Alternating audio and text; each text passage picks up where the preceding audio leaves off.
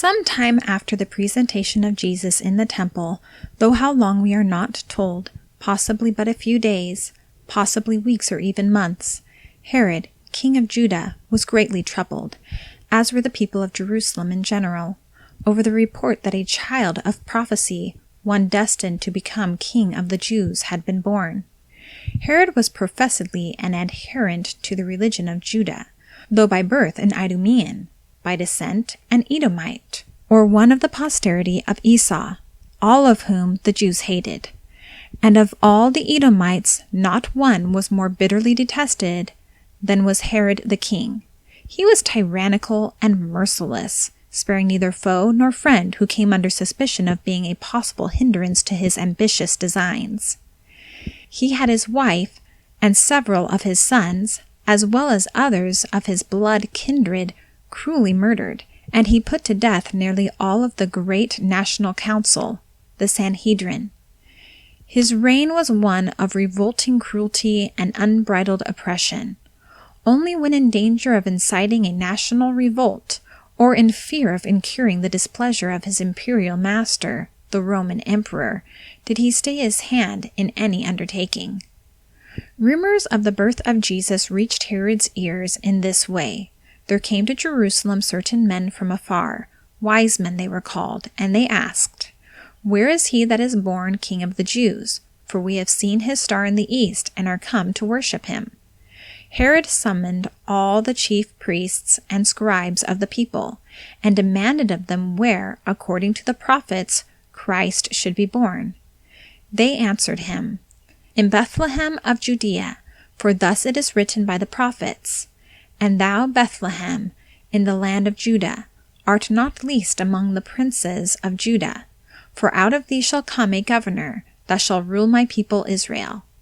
Herod sent secretly for the wise men and inquired of them as to the source of their information, and particularly as to the time at which the star, to which they attached such significance, had appeared. Then he directed them to Bethlehem, saying, "Go and search diligently for the young child, and when ye have found him, bring me word again, that I may come and worship him also."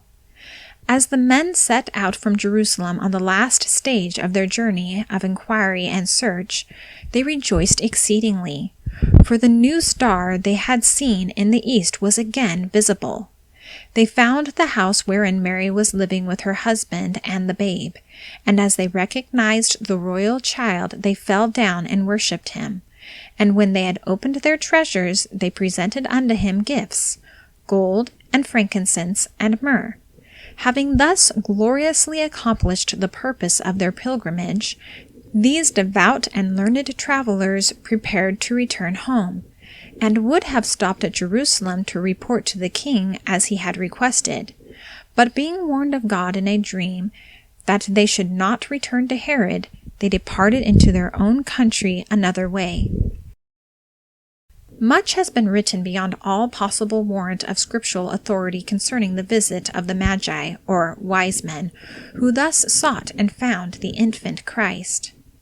As a matter of fact, we are left without information as to their country, nation, or tribal relationship. We are not even told how many they were, though unauthenticated tradition has designated them as the 3 wise men, and has even given them names, whereas they are left unnamed in the scriptures, the only true record of them extant, and may have numbered but 2 or many. Attempts have been made to identify the star whose appearance in their eastern sky had assured the Magi that the king was born, but astronomy furnishes no satisfactory confirmation. The recorded appearance of the star has been associated by both ancient and modern interpreters with the prophecy of Balaam, who, though not an Israelite, had blessed Israel, and under divine inspiration had predicted, "There shall come a star out of Jacob, and a scepter shall rise out of Israel." Moreover, as already shown, the appearance of a new star was a predicted sign, recognized and acknowledged among the people of the Western world as witness of Messiah's birth.